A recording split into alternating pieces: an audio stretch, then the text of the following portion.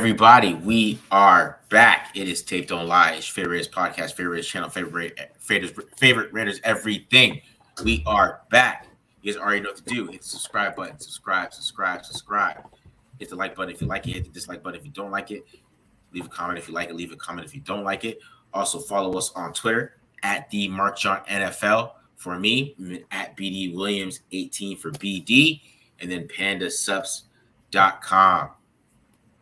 Discount code TDL, 35% off. Make sure you guys go there. Panda Supplements. Get your supplements there. Discount code TDL for 35% off.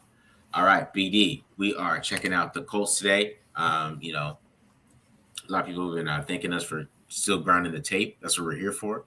We're here to grind the tape for you guys. It's ugly. It's not ugly, fun. right? It's not fun, right? But Yeah, we're doing it. We're doing it for you guys. It's 2 and All 6. Right. The show must go on. That's right. Just basically what I said. The show must go on here. So, BD, how are you feeling about this week? Obviously, Colts are in a very strange situation. Firing Frank Reich, hiring a guy who's not a coach. They have, they should be a win for the Raiders, right? Mm-hmm.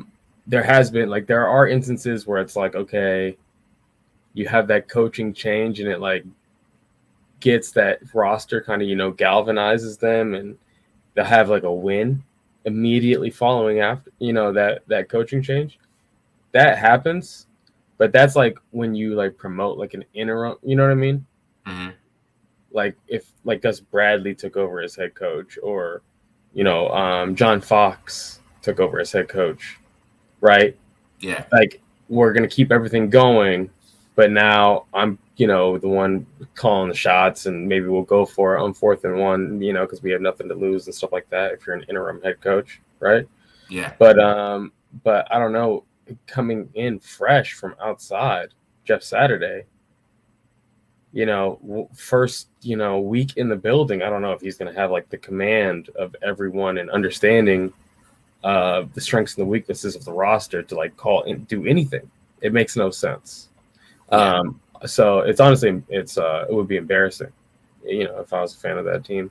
I'm already embarrassed enough to be a fan of the Raiders, but that's even worse, to be quite honest with you, whatever's going on over there. But if so, the Raiders don't handily win this one, it's disappointing. See, I mean, I'm not fully confident they're going to handily win this one. I mean, I think the Colts defense is like ugly, but it's Gus Bradley. It's for some reason teams just don't score for some reason. I don't get it. Like the tape isn't good, but nobody's scoring, so it's weird to watch. And that's basically just Gus Bradley. Like, like the team's just moving the ball. Like guys are open. There's plays made.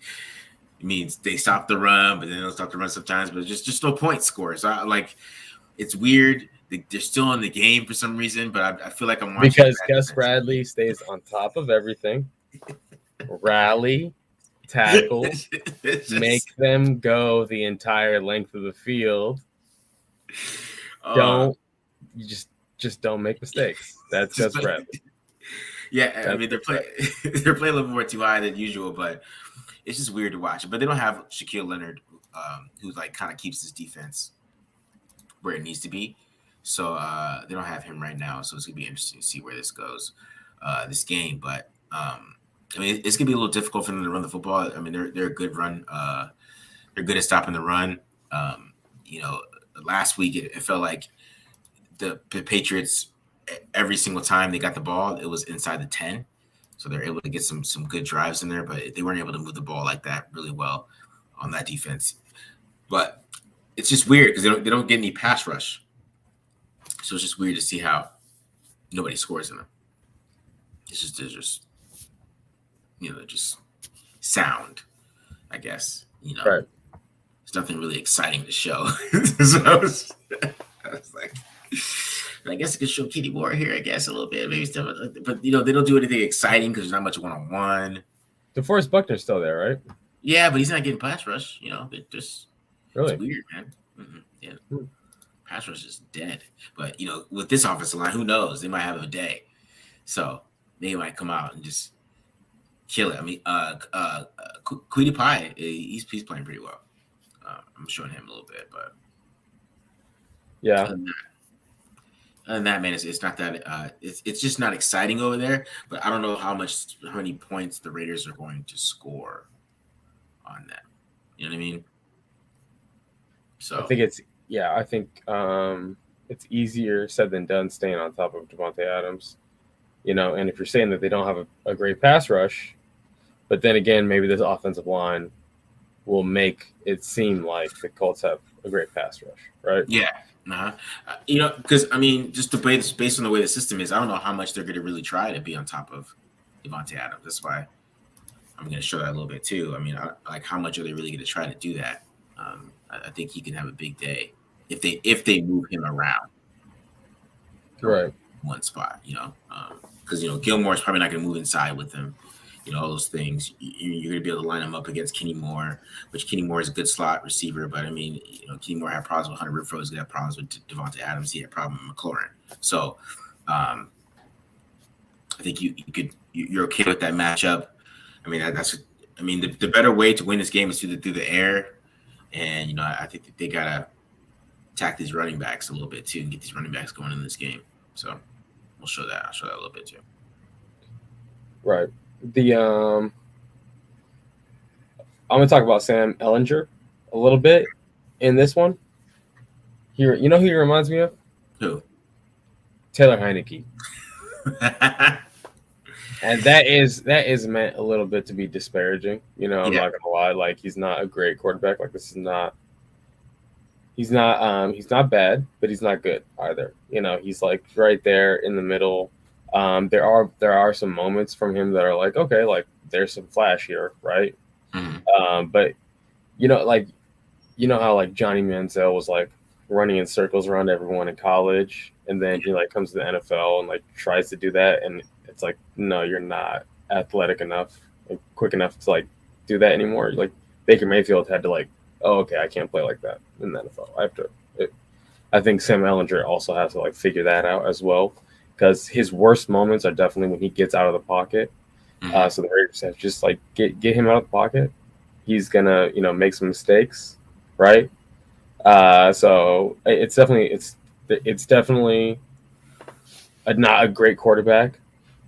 Raiders defense need to like do something. At the same time, there's enough flash that I'm seeing from Sam Ehlinger in the pocket. Like when he like goes like it's like has his eyes in the right places and he's like going through his reads and he stays in that pocket, he can actually deliver the ball with some anticipation. Like that's a step above a Taylor Heineke, in my opinion. So I think that there is some arm talent there, but obviously he's not like doesn't have the acumen. Like he's not staying in the pocket every single play like a Drew Brees and like getting through his reads or something like that, and delivering the ball with anticipation. But there's enough flashes of it where I wouldn't be surprised if he has his best game as a pro against the Raiders defense.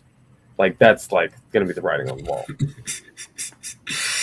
That's what I'm saying. But I mean, he was because it wasn't as much that he was terrible last week as that he got sacked 9 times. I don't know how much that was on him or. Yeah, I'll show it. Yeah, I'm gonna go through the last 2 weeks. Sam Ehlinger as a starter for the Colts. Yeah. But defensively, like I said, they're just not that exciting right now. But for some reason, nobody's scoring. So yeah, it's Gus Bradley. So I'm just like, why is this game still close? Like they even move the ball up and down. It just feels like. I'm telling you, man. The tape turns around. It's still 13-3. I'm like, what's going on? I don't understand. Yeah, they say Gus Bradley says here's the check downs. They're wide open. Take them. That's what I'm saying. Like, all day. They're there all day. Right. It's you could theoretically have a 100% completion percentage against a Gus Bradley. Yeah. There's always an option. There's always an option open. But it's the shortest. Longest throw for you. It's the shortest, longest throw, yeah, for sure. But I mean, there's ways you can work around it, I guess. Yeah.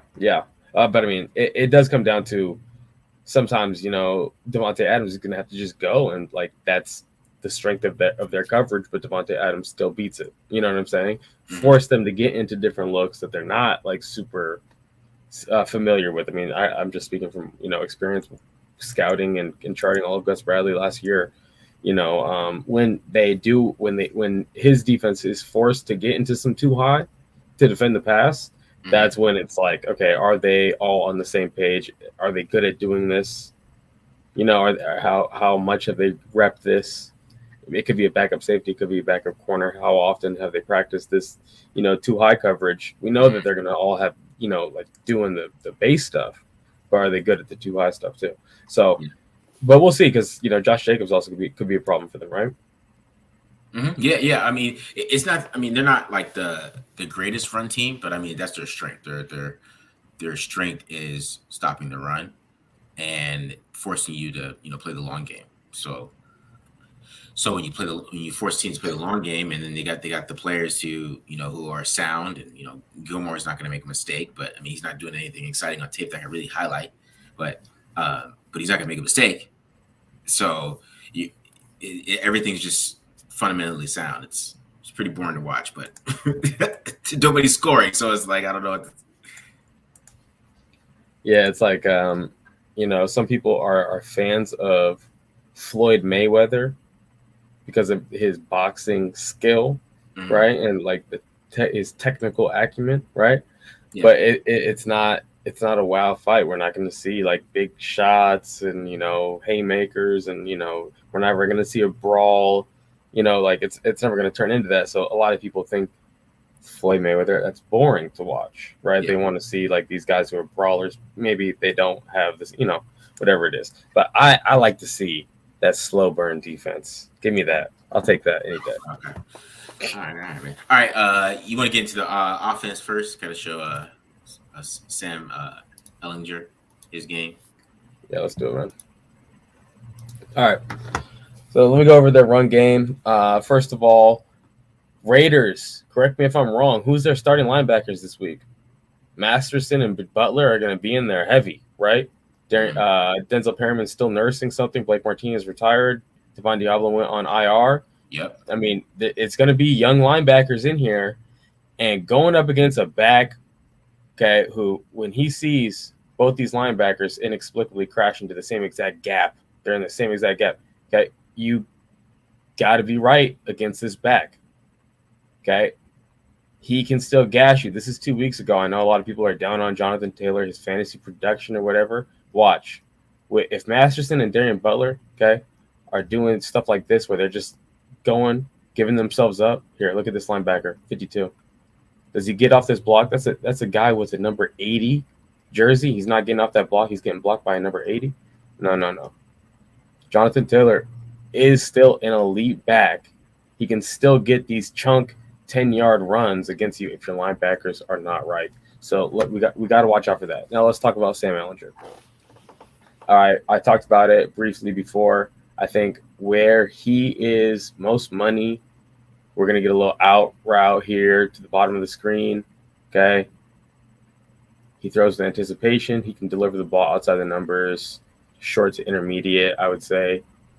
He's solid. I was expecting to see a terrible quarterback just based off of, like the, Twitter and what everyone was saying. But, you see him here. Okay, stay in that pocket. He's scanning. He's getting through his reads. He sees who's going to be open, throws that with anticipation. Okay, beautiful ball. First down. Okay, that is quality football. All right, and we're going to get another one right here against the cover 4 look. Okay, he knows we're going to get this one-on-one with the back in this linebacker. So he holds that safety right there, kind of glances one way, glances the other way before he hits it over the top, and it's a dime. Look at that. Beautiful pass. Okay, he even had a few against the Patriots. Ended up being, not all around execution. We see this one right here. Okay, puts this in a spot where only he can get it. I mean, the guy has 2 hands on it, doesn't come down with the pass, bobbles it.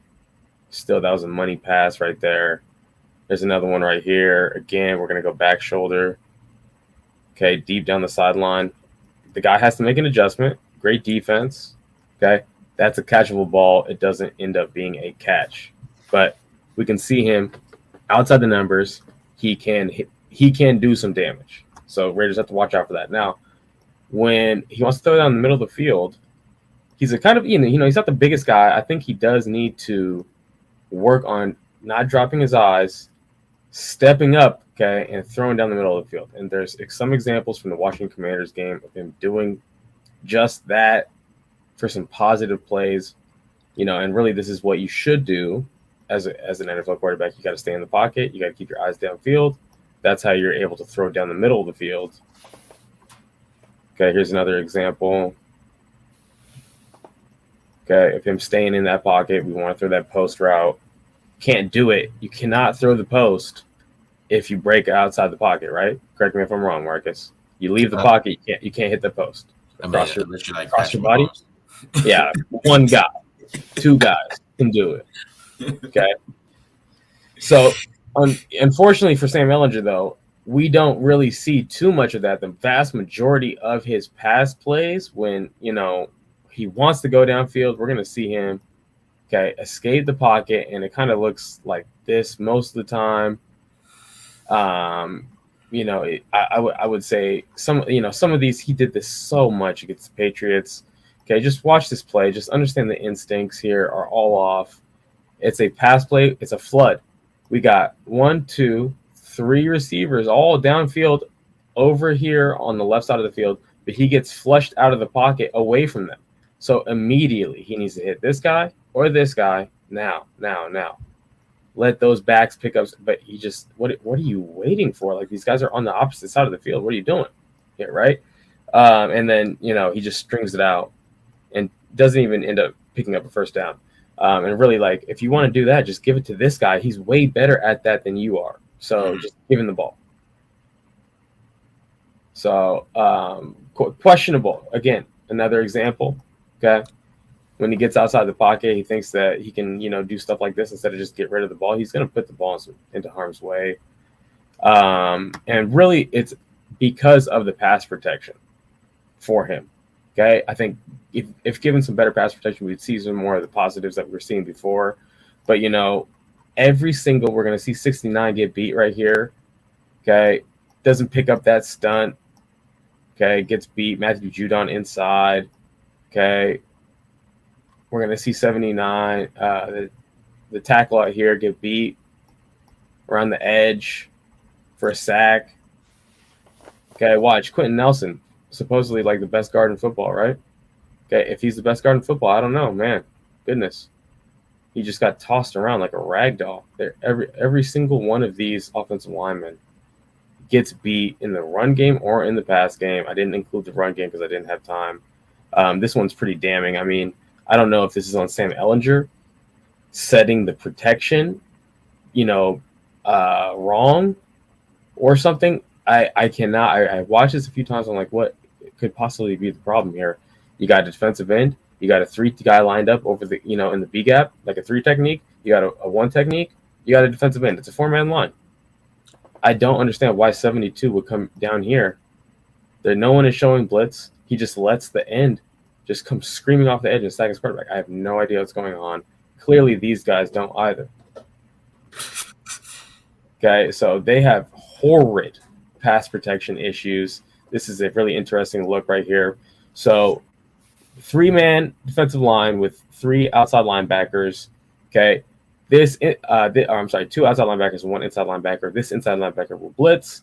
The edge outside linebacker is going to go ahead and end up dropping in the middle of the field. So we got kind of a funky look here. Ends up still being a 4-man rush, okay, but with a non-traditional rusher and then, a pass rusher who's now dropping into coverage. So what happens here is Sam Ehlinger he wants to throw this right now, but he peeks, and we'll watch it from the end zone angle, and it makes him hold on to the ball. And I think, he's a young enough quarterback where, and you see stuff like that happen, and a play like that circulated on Twitter, and you think, okay, Sam Ehlinger sucks, right? But really, he's just got to get rid of the ball, and he's too young of a quarterback to know this at this point. So Raiders, what they have to do on defense, throw looks at him like this, where it's confusing him. You see him, he peeks back over here at 48 and goes, okay, maybe I can't throw that. I'll try to come over here. I'll try to escape. Right? Like, he just needs to get rid of it. So the Raiders got to do stuff like that, take advantage of this pass protection, of these serious pass protection issues from the Colts, and take advantage of a young quarterback. So hopefully they're up to the challenge. Like I said, he played much better against the Commanders. The whole unit played much better against the Commanders, and I think that's more of the caliber of defense that he'll be going up against with the Raiders than the Patriots, obviously, who stomped them. So I think we can. I showed it, but I'm not saying that the Raiders are going to play closer to the Patriots. They'll probably play closer to the Commanders' defense, if we're being honest. Yeah. The Patriots defense kind of just wrecked them, man. There was like 9 sacks. Judon had like 3 sacks. Now he leads the league in sacks. And the offensive line has been playing really awful all year. So it'll be interesting to see how the pass rush for the Raiders responds to that. Are they going to get more players inside making plays? I saw an interesting stat about Bilal Nichols. Bilal Nichols is one of the most double-teamed defense tackles in the league. He's actually not playing that bad with his pass rush win rate. So that tells you that the other defense tackle is definitely getting one-on-ones, and he's not winning at all. So that needs to be fixed a little bit.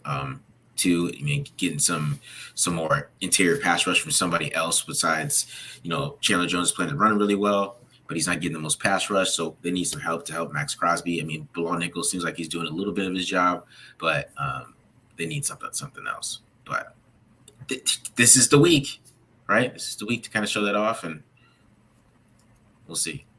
I mean, it's kind of flip side for me because the offensive line on the other side is for the defensive line to kind of show up, and we'll see how this offensive line plays against this pass rush. So yeah, we'll see.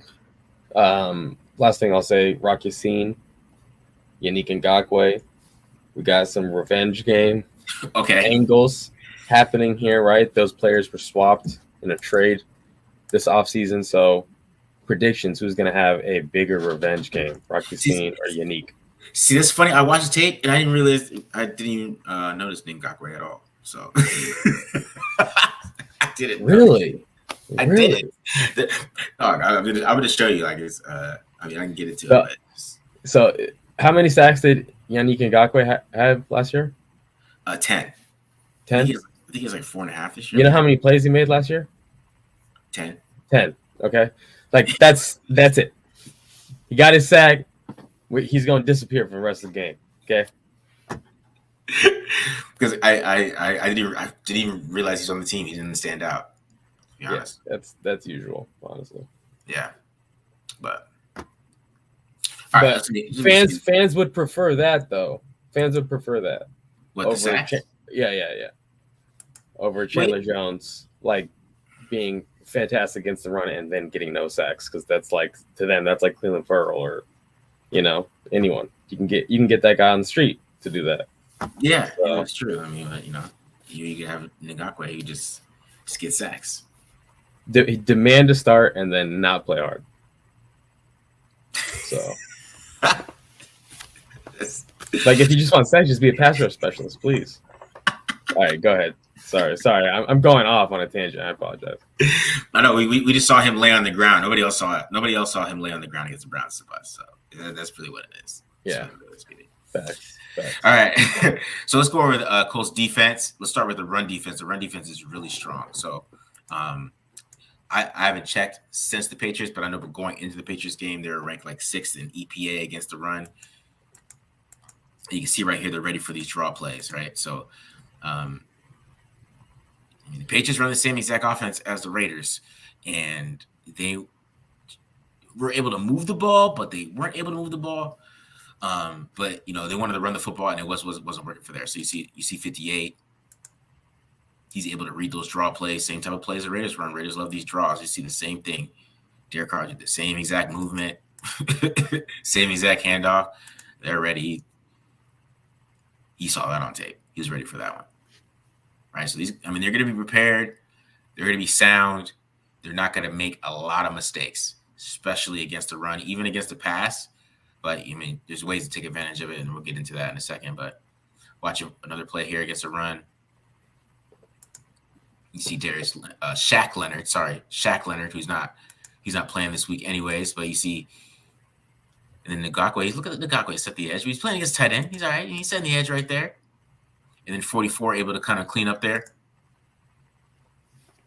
So they're super sound against the run, man. I mean, it's probably the best thing they do on defense is stop the run. I mean, even when Leonard's not in there, I mean, 44, he's a good player. 58, he's really good against the run too. You see the push that they get here, right? You know what I'm saying? In the Ngakwe against the tight end right here, 96 gets a good push. See the linebackers are all, you know, in the respectable gaps. So you can see Kenny Moore coming in here. Everybody's ready to play the run. Kenny Moore keeps this guy from going outside, right? So does Ngakwe, forces them back inside. This is great run play right there. Right? I mean, they get really good linebacker play from all these linebackers. DBs too getting in there. Yeah. Kenny Moore is a beast. All right, another run play right here. Right. Ngakwe gets blown up right there, but you see there's Grover Stewart, who's a monster. He just gets that push, right? Can't get any Grover Stewart anywhere. You see DeForest Buckner, right? You can't get any push. Grover Stewart's a monster, right? I mean, that's where Alex Barr is going to line up. They're going to have to go up against Grover Stewart. Grover Stewart's a beast. He's just a beast, right? Beast. And so set that up against the run right there. And then right here once again against the run. Another one. Sorry, we get the pass rush right here. My bad. So we got the pass rush right here. We got Quiddy Pie, who's the only really good pass rusher I saw on tape. Like, I'm sure DeForest Buckner is still good, but I didn't see anything on tape. All I saw was Quiddy Pie, which I'm probably saying his name wrong. But what games did you watch? I watched the same two games you watched. Yeah. Okay. All right. So you get the bull rush right here from Pie right here. But you see, I mean, look at this pocket from everybody else. And that's where we're gonna show that in a second. But he's getting some push, right? He's getting pushed against 72, and he ends up getting a sack there, right? And this is his first game back in a long time, so he didn't play against Washington. So that might have had a big factor against Washington, but he has some pretty good pass rush moves. So you see right here, he's about to go to the chop right here, right to the chop, gets right around 72 once again, and forces a bad pass. So this guy is going to be a problem for whoever the right tackle is. He is. And he's like literally the main guy getting pressure. You see it one more time. You get the chop. He's getting pressure right there. So it's one of the main guys you were to worry about. But, you know, let's watch these amazing pockets that Mac Jones has. This is going to be some fantastic pockets. We haven't seen these type of pockets in a while. Like, look at this. Look at this. Look at that great pocket right there. I don't even know why he's throwing it to the short guy. He's got Henry running up wide open. You just get it. Look at that amazing pocket. All that room he has. Look at that. I haven't seen this in a while, man. There's nothing. And I don't know how good the Patriots' offensive line is. I don't know how good the Commanders' offensive line is. But you're going to see just a lot of room for these quarterbacks to maneuver. Here's another one. Just look at this pocket. I mean, we're getting a little chip blocks, a little double team. Sorry, double team blocks right here with the tight ends right here. And then look at this. This is just amazing. This is a pretty nice, terrific pocket. And then Heineke's like, oh, nobody's open. You know, just throw it to the running back, get a touchdown. I mean, all this tape is like this, man. This is just the cleanest pockets you will find. Here's another one for Mac Jones. Look at this one. Look at it. Like he can clutch. Stuff in the pocket. Look, like he's going through all his reads. He still looks like he's under pressure, though. But just look. That is a nice little pocket right there. There's no pressure. Trent Brown just eating up.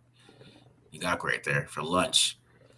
And then nothing there. Like I said, I don't know how good this Patriots offensive line is. I could be wrong because I felt this way going to the Saints game, and I had to remember this. The Seahawks have a really good offensive line, but these pockets are just crazy to me. These are really nice pockets.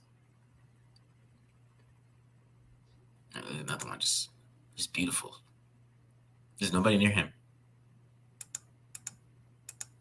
and he throws it into the ground.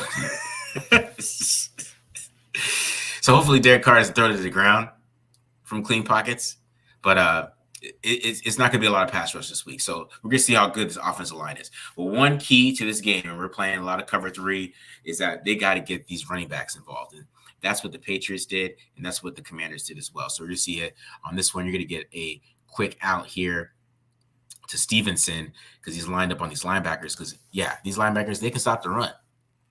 But against running backs, a little different story. So check this one out right here. Nice little quick route. Like Stevenson's not even a good route runner, really. That's not the best route in the world. We still have a good separation right there. Nice catch, though. Touchdown. What is wrong with Mac Jones, man? Yeah, media got to his head. or something. There's something wrong with him, man. This is clean pockets. He's just throwing these bad. Look at this pocket. I mean, probably getting a little pressure right there, but I mean, throw it in rhythm. You're good. Touchdown. Mm-hmm. You get another one right here. Play action. Wide open running backs with the cover three look right here. Wide open to the flats right here. Getting a nice little 10 yards. I'm telling you. So all these looks. I showed this one from the end zone look, but here's the same play action, right? Clean pocket, wide open. Look at that. Nothing there. Wide open, right to the running back. Touchdown. So you have to be patient, have to realize that, and it's just weird. I'll stop right here. It's just weird. I'm watching this offense, and I just be thinking about James White had like 100 catches, and I'm like, how many running backs have they really thrown to this year? And this is the game. They have to do that because they don't have anybody else to throw to. They have to make these guys a part of the passing game. It's time. But the real guy we got to feed here is Devontae Adams, and here's one more running back here. This is another big play. But the real guy we got to feed here is Devontae Adams, right? And Terry McLaurin's up here one-on-one with Stephon Gilmore. And he's going to get these one-on-ones. They're playing single high, and they have to move Adams around, okay? You will get one-on-ones. You're going to get the one-on-ones, right? Even with these looks. You see the release that McLaurin gets. He's able to run this dig. It's right there. It's wide open. Boom. Big play. It's going to be there all day. And, the Raiders love to run these digs. They love them. Mm-hmm. They love these dig routes. And they're going to be there all day. They like to run them to the front side, though. Do they like to run to the backside? The backside is when they're going to get the one-on-ones. Yeah. I hope they go backside, BD, but no, they don't like to run the backside. You're right. So, but, we're not going to talk about that right now, but let's hope. Let's hope Josh McDaniels, he's a genius or whatever, he's going to throw it backside, okay? Let's also hope he's going to move him around. Yeah. Okay? Because you get him inside, like you got McLaurin right here, inside. Right? And you see this type of routes right here, these same type of juke routes they like to run. Get him inside, you get plenty of yak. And that's on a great slot corner right there. So you got to get Adams involved. And like I said, you got to move him inside. So another one inside. Here's McLaurin right there. One more time. Same type of route. Boom. Inside. Get it quick. You want to get 6 right here, but that's how you feed him, right? The inside is there. You're getting these linebacker matchups. It should be a game where Adams has like another 10 catches. And who knows if it's 10 catches for 105, you know what I mean? Or it's 12 catches for 112 or 12 catches for 120. It don't matter. They got to feed him inside, get him the ball, throw to running backs. That's how they're going to win this game, especially if they're trying to run the football and they're not able to. It's going to be easier for them to move the football through the air and, throw, to be honest, like come out there and throw 40 times. And, if the YPA is like 6, it doesn't matter if you're, you get some good red zone play, but they have been lately, but we'll see how this goes. But it's just this defense is just so sound and just Yeah, no. But I'll answer this one. okay. Yes, we do want to throw against this defense. Okay, like Marcus is saying, pass rush is a question mark. They run a vanilla scheme. Derek Carr should be able to know where these, weaknesses are, especially Devontae Adams. Like we got to see something from these guys right now. If those guys are humming, they should be able to take over this game. So Yeah, and it's not even about humming to me. It's just about Derek Carr being patient and taking those running back throws and taking those first downs when they're there. That's what it's about with Gus Bradley. He's testing your patience. How patient are you as a quarterback? Are you going to take that throw? Or are you going to try to force it downfield when it's not there? When you don't have that look? Are you gonna be able to hold up if my pass rush gets there for you to wait for that look to get there? Or so it's all about Carr being patient, taking what Gus Bradley gives him a little bit and moving the football, right? And then trying to take a couple chunks here and there, hitting some slot, hitting like phosphor up the slot of some play actions a couple times, things like that. But you have to play a little bit underneath and then take what you can get at times because you're not gonna be able to just throw it over the top of this team. It's not really gonna happen. you can't throw over the top. I agree. Well, it's tough. It's tough to throw over the top against this team. I mean, Stephon Gilmore, right? What I mean, him going up against Devontae Adams. Yeah, like that's a great matchup, right? Mm-hmm. So that can still be a tough one, but like you're saying, with the pass rush being not being great, I guess this is kind of like the litmus test. The Raiders really struggled last week in pass protection. Okay? Yeah. If they go up against this team that isn't looking hot, and as a pass rushing team against two other units, and then they do look hot against the Raiders, it's like okay, there's clear talent concerns here, and until those concerns get addressed, we can just piss this season goodbye. Exactly. If they can't block these guys, they can't block anybody. I'll just say that. Yeah. Yep. And I know. Or they can block like 5 teams in the NFL. Maybe if that. Come on. But I didn't think the Saints pass rush was that impressive because the Saints murdered them. So I don't know. Hopefully, I think they're probably going to trot the same guys out there. So they're not being serious anyways. Putting Alex Bars, they're not being serious. That's not a winning offensive lineman. That's a preseason second quarter offensive lineman. He's not a Yeah, well, that's unfortunate. So sorry, Raiders fans. I mean, you have pointed out in the past that Bars, maybe it's the run blocking that got him into the lineup over Simpson, but it must be some additional extracurricular things going on here that's keeping Simpson from beating Bars up because All right, man. Do you have any questions? Yeah, Bars is a huge head scratcher. I agree with that. I don't know what that's about. I still can't figure it out. He doesn't do anything good though. Maybe he does a really good job taking notes in meetings. Maybe he's awake. Maybe he shows up too early. He's awake. Yeah, he's a great note taker. Something like that. All right, man. All right. That's it. Hopefully the Raiders get a win, so we won't have these depressing shows anymore. Hopefully the Raiders give us a win, something to be excited about, give us positivity, positive energy, right out there into the world, maybe. But we'll see. Hopefully, the Raiders lose this game. Everything's going to go to shambles. People are going to, it's going to be somebody's getting a fight online. Somebody's getting a fight on Twitter. Somebody's going to meet up. It's going to get wild. It's going to get wild on in Raiders land. The message boards might get crazy, guys. I'm just saying, if they lose this game, just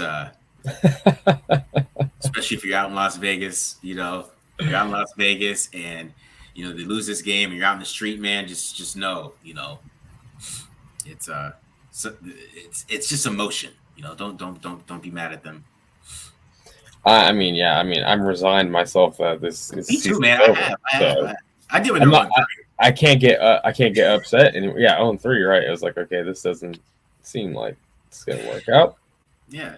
As soon as they played Alex Barnes 2 games in a row, I was like, oh, okay, so this is we're not serious anyways. So Yeah, there you go. my emotions are gone, but not every fan's Oh, emotions are gone. real quick. Yeah. We didn't cover Abram getting traded. Oh yeah. You got time for that? To go Yeah. over Yeah. that? Go ahead. Um, to me, it's a little disappointing, only because, and it must be that they ended up asking Abram, "Hey, you're gonna be in big nickel when we have 3 safeties out there. You're gonna play nickel for us, Mm-hmm. and when we get into dime, you're gonna play dime linebacker for us, right?" But that's it. Like, he's not the starter in base. He's not, you know what I'm saying? Yeah. When they get into true nickel with the actual corner out there over the slot, he's not even in there, right? Yeah. Mm-hmm. So I think that for him, I'm guessing he said, if I'm not going to be a starter, if I'm not the starting safety, then trade me, right? Yeah. Okay, like I'm not the starting safety on a trash defense. Give me the hell out of here, right? Yeah. I can't even start on this damn team, Yeah. you know. Mm-hmm. So he probably wanted to get out of there. He probably asked to be traded, or he was like, hey, if I'm not, or start me or trade me. So it's up to you guys, right? Yeah. So I understand. I can understand where he's coming from for that. I mean, like, he goes to a team where now he can just be a sub player because he's coming in late, and like that's probably where he is best suited for. Yeah. But what I am disappointed in is Hobbs is out on the IR, Abram is out. Who is going to fly around in the middle of the field and like lay a hit or do something? You know what I'm saying? Like, no one. Like, we have no one now, right? Raiders fans in the back seven who's going to make a play. That's what I was thinking. Like, so I was like, when they did that, I was like, so who's playing safety? It's Harmon and Merrick now, and Merrick, and credit to Harmon. Harmon has been in like right place, right time because he's like a savvy vet, so he knows, like, you play the game the way it should be played, you'll get rewarded for it. So he's like been in the right place, right time. You know what I mean? But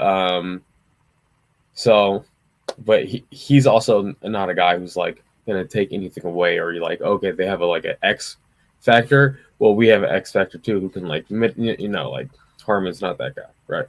So now it's obviously Abram was never a plus in coverage, but at least coming forward, he can make some bone crunching hits, like up into running back, make him land on his head, and now the running back goes off on the side. Like, Abram could do that. Now Hobbs out, Abram out, no one does that.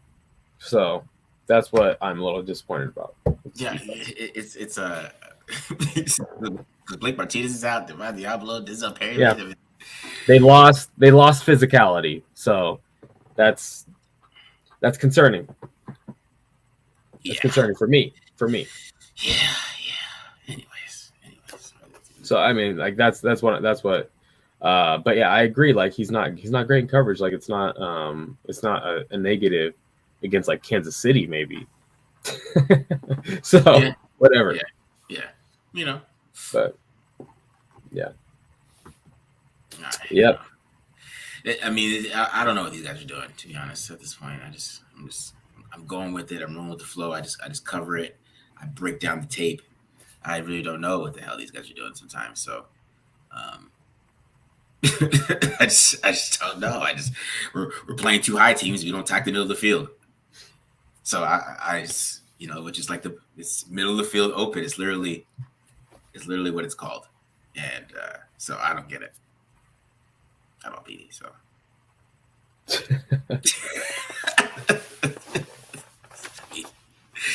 So yeah. Anyways, any last thoughts? No, that's it for me. All right, man. Guys, hit the subscribe button. I appreciate you guys listening, coming in, checking us out. I know it's College Football Saturday. I'm gonna go do my parlay real quick. Hopefully, I don't lose any money today. Hopefully, I get some good parlays going. I got a good hour to the 12:30 games, but we're gonna get that going. And you guys enjoy some more college football. Hopefully, the Raiders handle business tomorrow, and we have a good instant reaction tomorrow. So hopefully, it's a more positive video. All right, BD. All right, we'll see. All right, guys. We're out. Peace. Later.